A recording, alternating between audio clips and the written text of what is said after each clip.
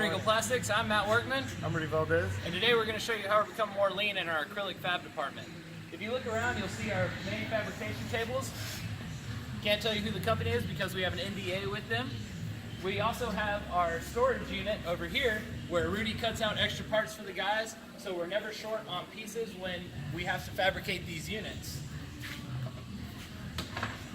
Also, we fabricated this small workspace for the guys to make the smaller components for the company, so we never have a shortage on parts.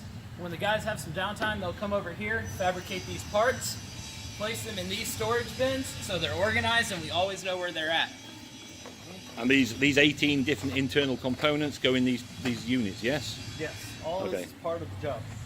So every time the guys need a part, all they have to do is come over here, open this up, and they have the pre-made parts to simply place on the units, and there's no guessing, and we always have the parts in stock, and that's one way we're becoming more lean here in San Antonio. And this is saving you time, and you're getting more efficient because you don't have to wait for parts. Absolutely. I like it very much. Well done, San Antonio.